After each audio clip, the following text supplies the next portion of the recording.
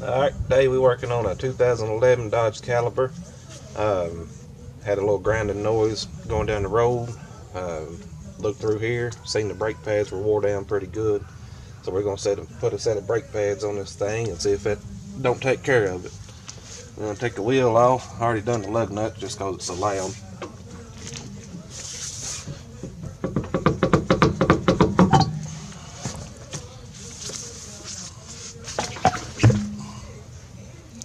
You got two 15mm bolts on the back side holding this pin in.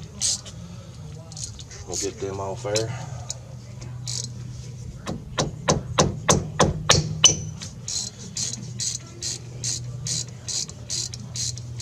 One on the top, one on the bottom. So you'll pull these out and it'll be a pin and be threaded on about a ½ an inch or so on the bottom. You break them loose, and normally you can get them out just by turning it with your hand.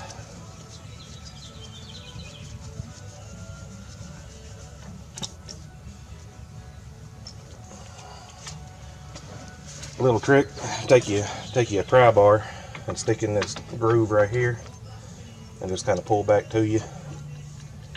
Push that piston in to free up that caliper.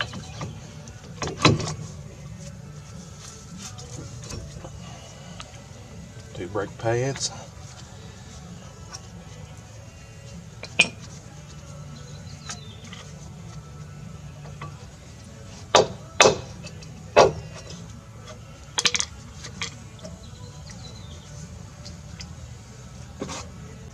So we got our old pad out here.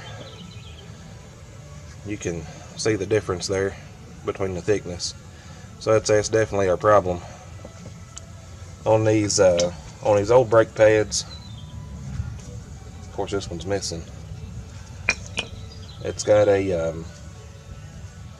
keeper that clips on the back side with a little piece of metal that sticks out.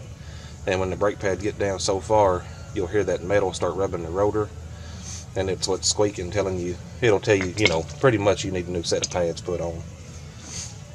The new pads, putting on Wherever Gold, got them from Advanced Auto Parts.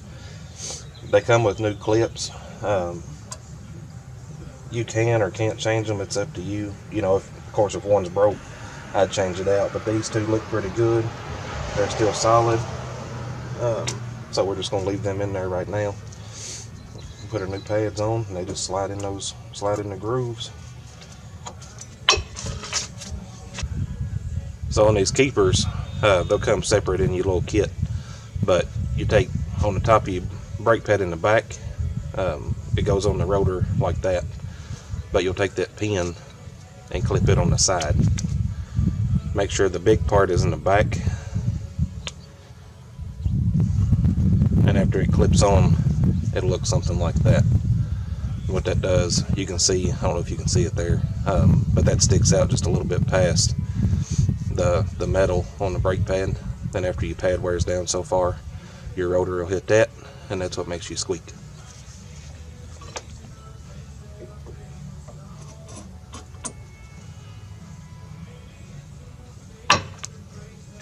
Slide that on the back. Make sure they're good and even, tight against the rotor. So after you get your pads put on, take your old brake pad, don't use a new one. Take your old brake pad, put it in your caliper against that piston. Take your pad spreader, lay it in the front, tighten this up, and push that piston back into the caliper.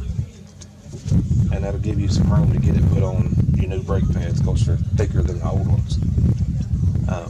Tighten this thing up until your piston goes all the way flush with the housing.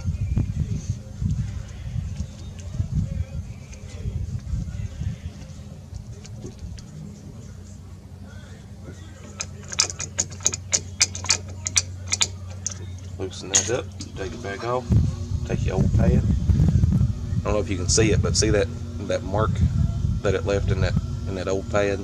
That's why we don't want to use a new pad to do that with, because that'll ruin the surface of the pad. So you'll flip that around, Put it back on. Put your rubber boots back in place. Put your bolts back in.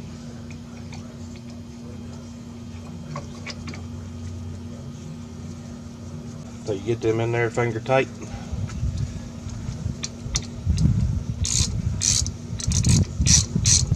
Tighten them bolts up.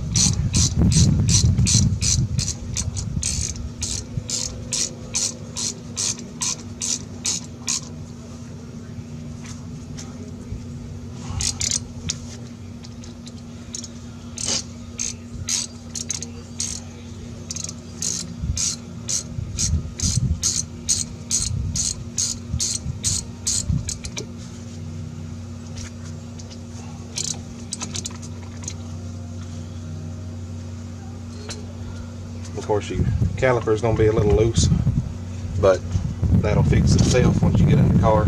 Before you take off and go down the road, let the car off, put the tire back on, let the car down, push the brake pedal 4 or 5 times and go all the way to the floor, and then it'll eventually tighten back up to where it was. And that's just tightening all this up here. But that's it. We're going to put the tire back on it, tighten the lug nuts up, set it down, and take it for a drive down the road. Make sure that fixed our problem. I'm about 99% sure that it will. So, but that's it. This procedure here is pretty basic on a lot of vehicles, unless you have a Mercedes or BMW or a high-end car. It's going to be the same concept. So I hope this video helps. If you like it, subscribe, like. PB&J Garage right here in Kentucky. See y'all.